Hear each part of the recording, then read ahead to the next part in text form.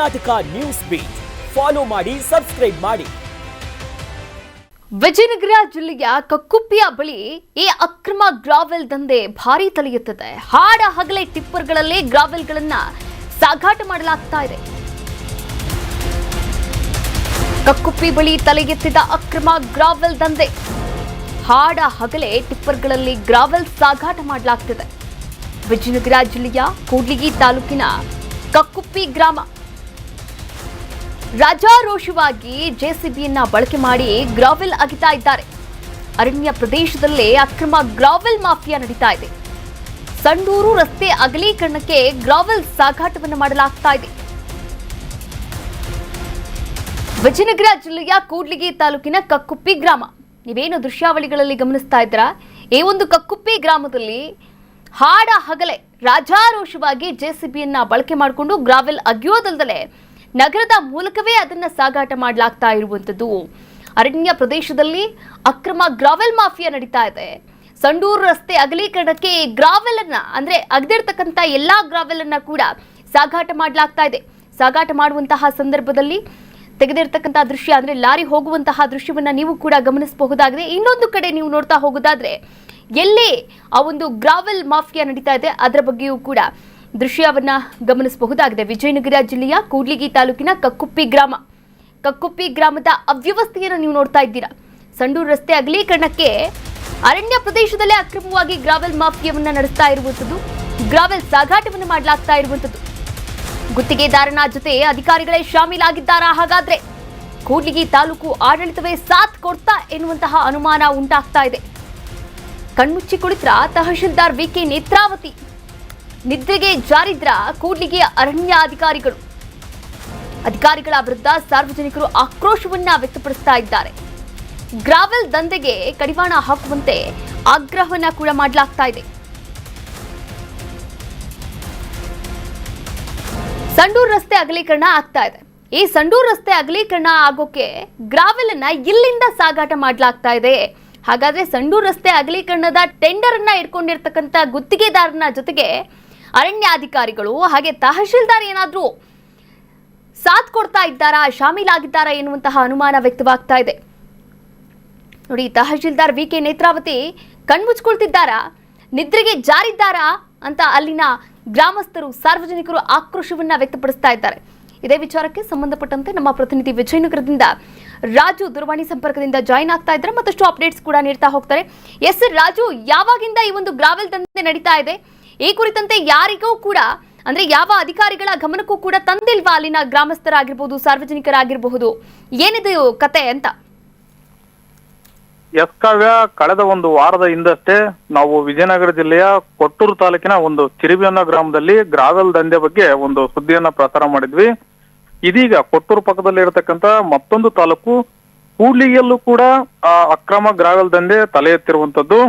ಏನು ಕೂಡ್ಲಿಗಿಯ ಸಮೀಪದಲ್ಲೇ ಬರ್ತಕ್ಕಂತ ಒಂದು ಕಕ್ಕುಪ್ಪಿ ಅನ್ನುವಂತಹ ಗ್ರಾಮದ ಬಳಿ ಒಂದು ಅಕ್ರಮ ಗ್ರಾವೆಲ್ ದಂಧೆ ಇದೀಗ ಶುರುವಾಗಿರುವಂತದ್ದು.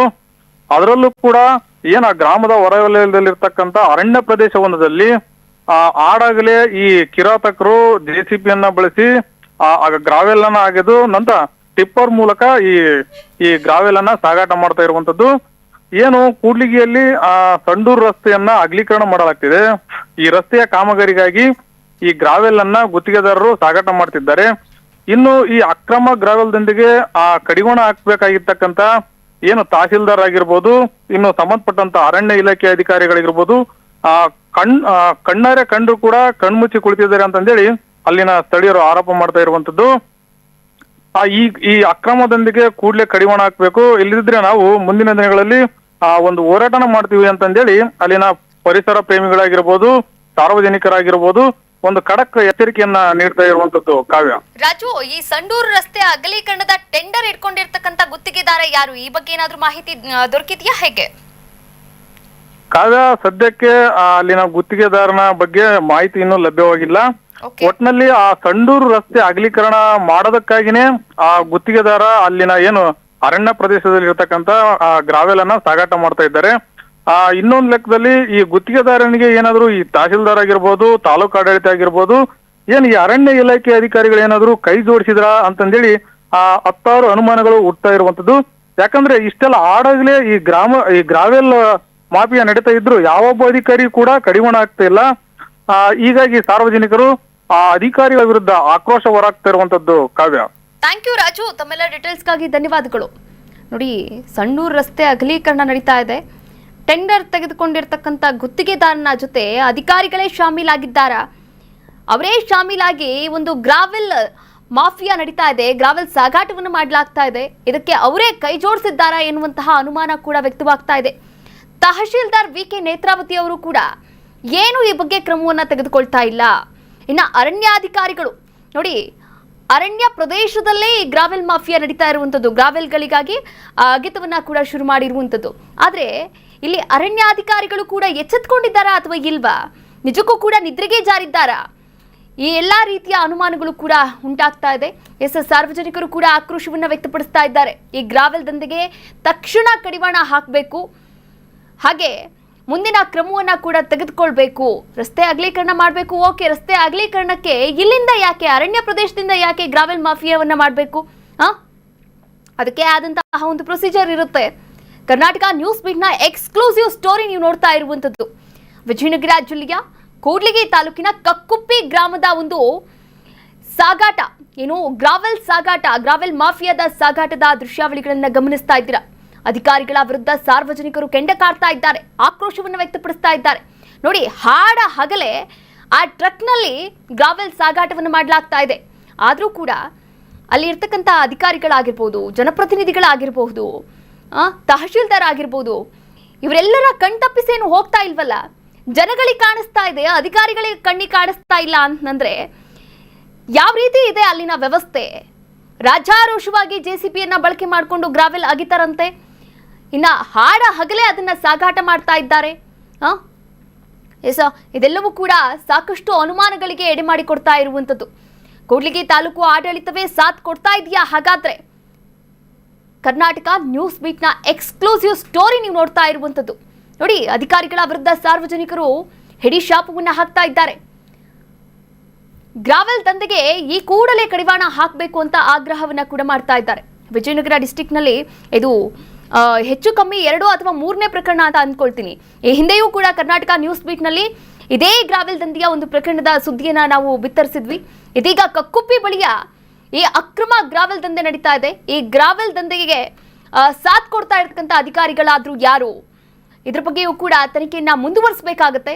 ಕರ್ನಾಟಕ ನ್ಯೂಸ್ ಬೀಟ್ನ ಎಕ್ಸ್ಕ್ಲೂಸಿವ್ ಸ್ಟೋರಿ ನೀವು ನೋಡ್ತಾ ಇರುವಂಥದ್ದು.